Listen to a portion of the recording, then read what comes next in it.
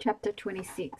Friday, 25th October. Roy Grace sat at home on the sofa with the initial post-mortem report on Dr. Carl Murphy lying beside him and Humphrey asleep on his back, paws up at his feet. He was watching Cleo giving Noah his supper and making another check on the list of wedding acceptances. Noah in a red and white striped top and a mush of food in front of him on the white plastic tray. Noah having supper, she said breezily as she spooned some sweet potato puree into the baby's mouth. Hello, Noah. What are you eating today? Yum. It reminded Grace he needed to fill Marlin's food hopper. The goldfish was 11, still forever circumnating his bowl. Each morning when he came downstairs, he half expected to see the fish floating lifeless, and was always relieved to see he was still active, still as mournful looking as ever. But it was a link with Sandy, the only living link he had. He wanted at our fairground with her, and he was heartened to find on an internet trawl that the current record for longevity for a goldfish was 34 years. Using two of his fingers and his thumb, Noah tried cramming some mashed banana into his mouth. As he sucked, bits dropped out, some bouncing off the tray and falling onto the mat below him, and a thin stream of dribble slid down his chin. Yum, yum, Noah, Cleo encouraged him, dabbing away the dribble. There were times when Roy Grace found himself unable to take his eyes off his son, scarcely able to believe this was his child, his and Cleo's creation. The emotions he felt for him were completely overwhelming, and he felt moved almost to tears by the love and happiness he could see in Cleo's face. He reached out and rubbed Humphrey's belly for some moments. The black Labrador border collie cross made a happy grunting sound, his right hind leg jigging. Then Grace picked up the post-mortem report and looked at one section, which he had ringed in red ink. Traces of the antidepressant Paxil was present in Murphy's blood, on which there had been a fast-track analysis. The pathologist had made an annotation that there was a possible but unproven link between this drug and suicide. Suddenly turned to him. Cleo said, "Any joy, darling, with that clue?" The Times, open on the crossword page, lay on the sofa beside the wedding list along with a book of Sudoku. Cleo was struggling with her studies for an open university degree, at times unable to concentrate during these first months of Noel's life, but determined to continue. So to help keep her brain active, she had taken to doing crossword puzzles and Sudoku. Grace looked down at the clue in the Times for 4 crossed 8 letters, which had been marked in red by Cleo. It was 3 words. Percussionist, be calm. Grace tried to think. Doldrums, he suggested. Doldrums? She repeated, frowning. That's an area of ocean around the tropics where sailboats often get becalmed for days. It can also mean down in the dumps, can't it? Cleo said.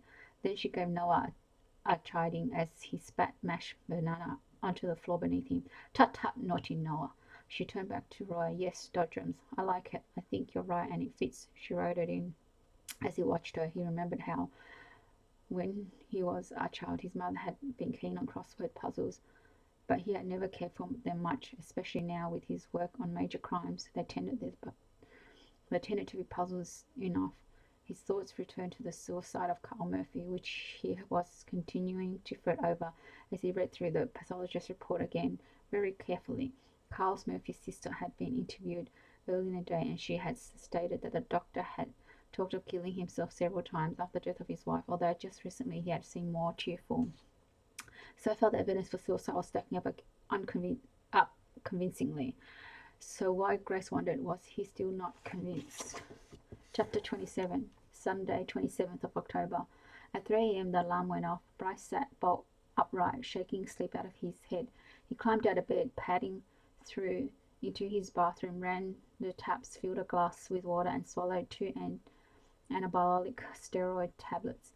Then, naked, he settled down into the rowing machine on his floor and worked feverishly for 15 minutes. Afterwards, he lay on his stomach and did 100 press-ups, all the time thinking of Red, thinking of being inside her.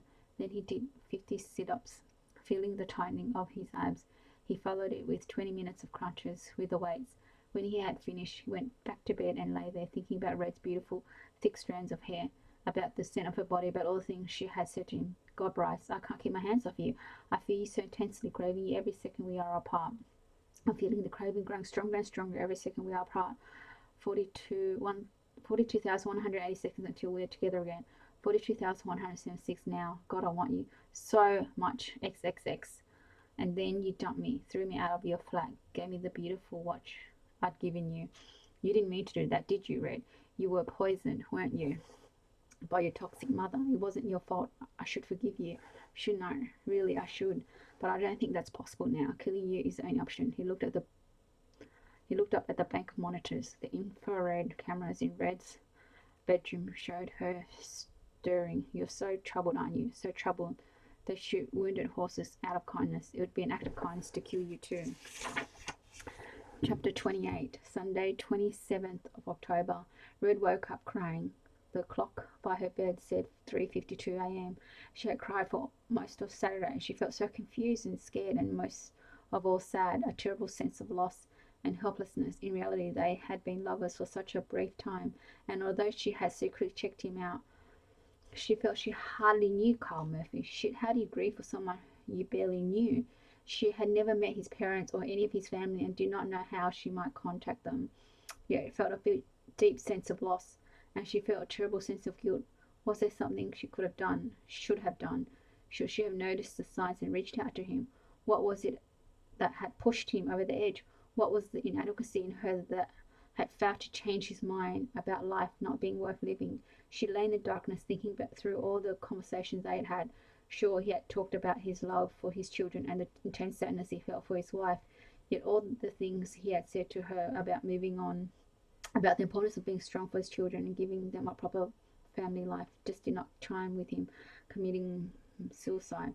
Carl had told her on more than one occasion that deeply though he had felt the loss of Ingrid, his obligation lay with his children to ensure they grew up loved.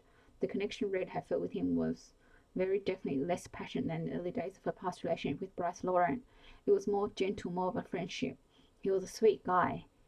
She racked her brains, as she had done continuously during the past days, for any clues, for anything he might have given her, anything at all he had said that gave an indication that he had felt suicidal. But she could find none. She had told her how much he loved his children, and that they would always come first in his life. She now heard he had mentioned suicide to his sister a couple of times in the early days after his wife had died. One concern was that he had been taking antidepressants, and she had read that there were some kinds that could suddenly, without warning, send people into a suicidal spiral. Had that happened to him? She fell back into a deep, dreamless slumber and woke again at 6:15 a.m., knowing she would be unable to sleep any more. She got up, pulled on her jogging kit, went downstairs and let herself out of the front door, then ran down in the darkness to the seafront. She crossed the Kingsway, normally busy with traffic but deserted at this hour on a Sunday morning, ran down past the bowl clubs and onto the promenade, where she turned right. She jogged past the Hove Lagoon, the Deep Sea Anglers Club building, and then past the Terrace of White, elegant Moorish-style beachfront house, home to a number of local celebrities including Adele, Nick Berry, Norman Cook and Zoe Ball, and on along the perimeter of Shoreham Harbour. Suicide. He was a doctor. He was smart. He would have known which antidepressants not to take, surely. Chapter 29. Sunday, 27th of October. Shortly after 11:30, Bryce, dressed in jeans, work boots and a fleece jacket over a sweater, turned left off the road that led to the Brighton's Devil Dyke onto the bumpy cart track that would wound down for half a mile south, past the farmer's house, then on through farmland and towards the cluster of one-storied outbuildings that now house his workshop and stores, and which he rented under a false name, the name his vehicle was registered under. The dark green Land Rover Defender bounced and lurched along the mighty tracks on its hard, sturdy springs. The vehicle suited him well. It was a true chameleon, like himself. It looked as much at home parked on a city curb as it did in a rural field. It was the kind of workhorse that was a familiar sight to most people, and was therefore unlikely to raise eyebrows wherever he was, and therefore unlikely to be remembered. He skirted a tumble-down barn with an ancient plough entwining brambles, and a short distance on past a rotting railway carriage that looked as if it might once have been converted into a dwelling, and which sat incongruously here in the middle of nowhere. Then he drove down a short incline, past an abandoned horse box trailer that sat on 4 flat tires a pile of rusty scaffold poles and patches of scorched earth where where he had conducted some of his experiments. He pulled up on the hard surface between his three small, well-secured buildings, a barn that was a former grain store, a large workshop, and a disused dairy, and climbed out. A mile to the south was the residential sprawl of the Hangleton area to the west of the city of Brighton and Hove, with Southwick and Portsmouth beyond, and Shoreham. He could see the tall smokestack of the power station, and on a clear day he would have been able to see the English Channel if he had cared, but there was a steady drizzle falling, and the sky was misty with rain, and the view did not interest him. It might have done once in former days in another life with Red. Everything had interested him then. He had seen the world through different eyes. He had seen beauty in everything when he had been with her. With Red it had truly been a world of colour. Now it was all monochrome. He had never brought her here, to his secret place. Sure, he had planned to the place where he developed his conjuring tricks and his escapology tricks. He had learned about explosives during his time as a sapper and bomb disposal expert in the Territorial Army before they had thrown him out. And he had learned about electronic security systems in his time installing alarms for a Brighton security company called Langard Alarms before they had totally unjustifiably fired him. But that was then. He jumped down from the Land Rover and hurried through the rain to the workshop, which had bars across the frosted glass windows and a sign on the front door which read PT Fireworks Limited. As a registered fireworks manufacturer, he was able to order all kinds of explosives without any problem. He unlocked the heavy-duty padlock and two deadlocks and went inside, closing and double-bolting the door behind him and switching on the lights. As always, he began with a quick check that everything was in order, as he had last left it. His eyes roamed around the plywood panels, walls, the tanks of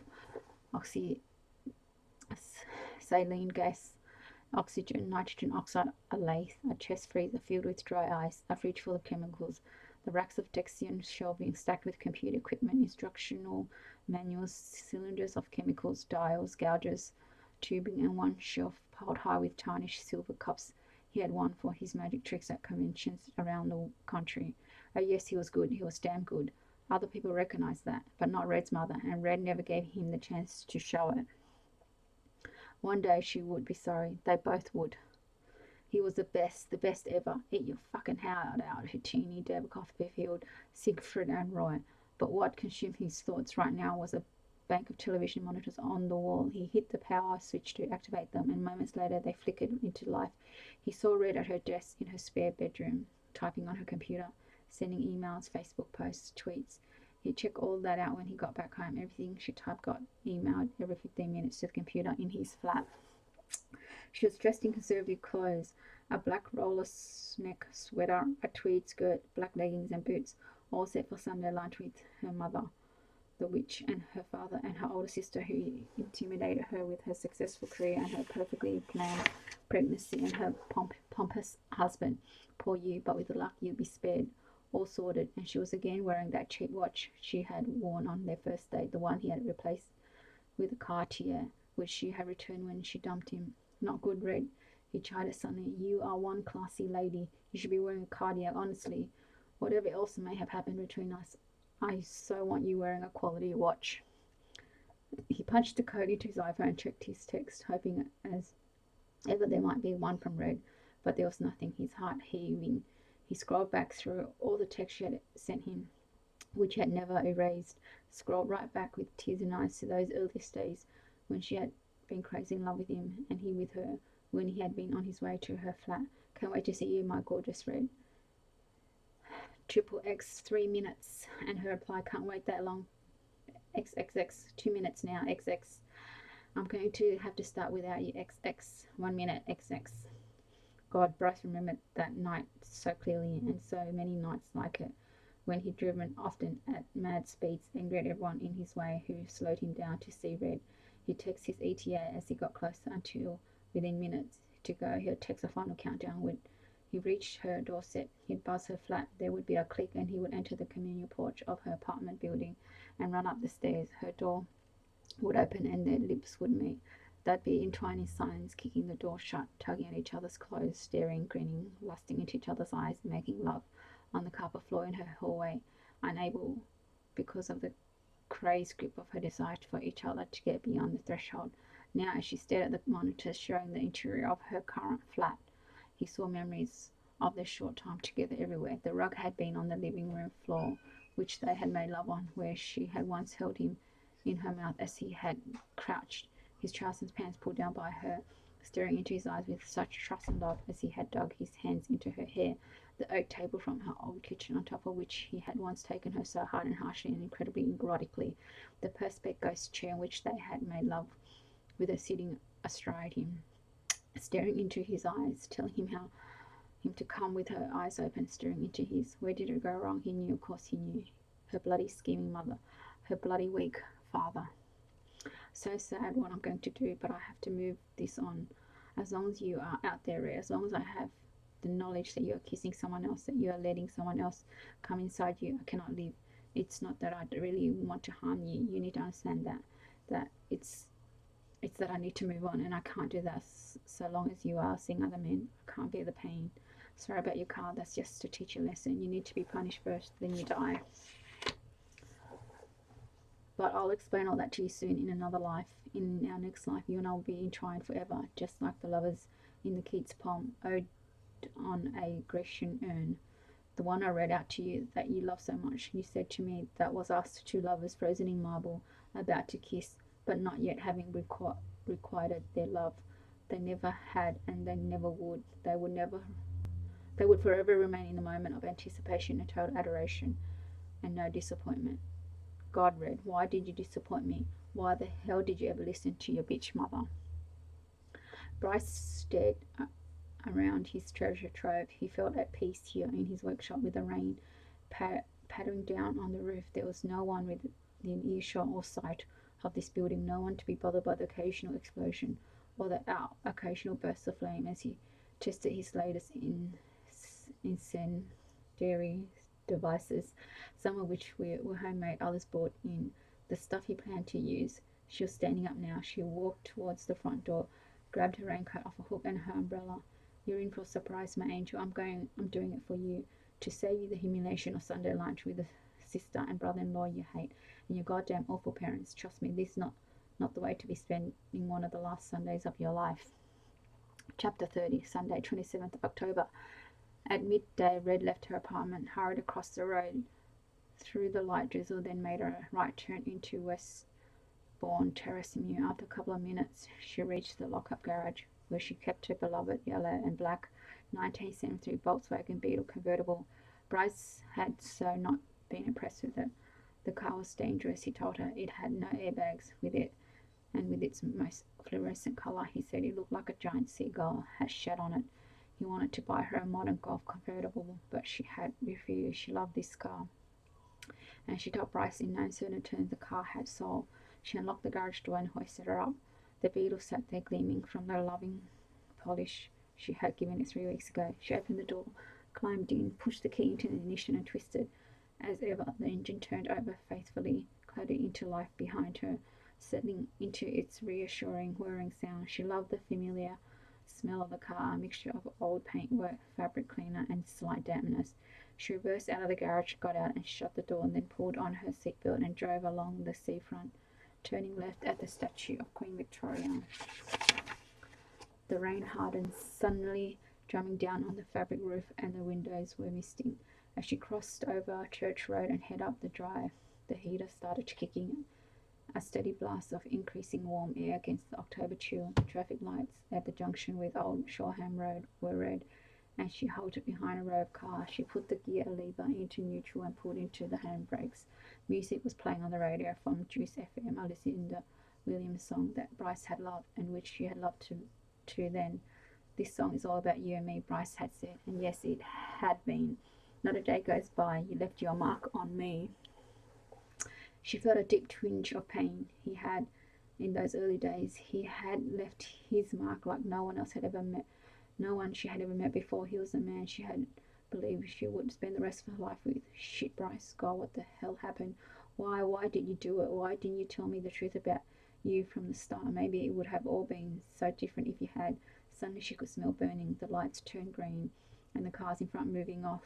She yanked off the handbrake, pulled the Volkswagen into gear, and pressed the accelerator, but the engine died. Someone behind hooted. She raised an apologetic hand and twisted the key. The engine turned for some seconds, a whining metallic rattle, then stopped. Wisp of smoke curled from behind her. Shit, shit. More smoke was coming out from the footwell, rising up in front of her. It had a toxic, acrid smell. The car behind her hooted again, louder, more angrily. She coughed, feeling sudden panic. The smoke was thickening. She flung open the door, and instantly there was a sickening crunch, and it flew back on its hinges as a white van thundered past, ripping it almost clean half. Then screeched a halt with a soothing sound. She stumbled onto the road in a cloud of smoke, and a car swerved around her. "What the fuck are you playing at?" Someone yelled at her. The driver of the van. She realized through her confusion. Then he said, "Oh, bloody hell, hang on, love. I've got a fire extinguisher." She could hear a crackling sound. The driver ran back to his van and returned moments later, holding a tiny fire extinguisher in his hand. "How do you open the engine cover?" She pulled the key out of the ignition, ran to the rear of the car, rammed the key in, pushed the button. Trails of smoke were rising from the grill. "Open it slowly," he said. "Careful." Cautiously, Red lifted the cover a few inches. Smoke poured out either side. "Call the fire brigade," he shouted, then took over, hoisting up the cover further. Almost mesmerized in her panic, she watched him disappear in a cloud of smoke. She hurried round to the side of the car, leaned in and grabbed a handbag, then pulled her phone and dialed 999. She saw the van driver, a short, tubby man in his 40s, spray a jet of foam into the engine compartment. "Emergency, which service, please?" a disembodied voice asked. "Fire," she gasped. "My car's on fire." She could see flames leaping from the engine compartment now. She was dimly conscious of vehicles on both sides of the street stopping. Someone jumped out of the front of a bus, holding another fire extinguisher, and ran across the road towards her. He joined the van driver, spraying the contents into the engine compartment, but it seemed to make the fire worse. Flames leapt into the air, forcing both men back. She stared helplessly in horror. She waited for the fire engine to arrive, and the entire car turned into a fireball. Chapter 31. Sunday, 27th October. Bryce Laurent had Red's mobile number on loudspeaker in his warehouse. He was busy opening the crate of slow-burn fuses that had been delivered from China early in the week. "You poor thing, Red. You sound so upset because you've lost your car. You need a present, don't you?" "I think a present would cheer you up. I'll give it a think. A nice present to take to the grave with you." Thank you for listening.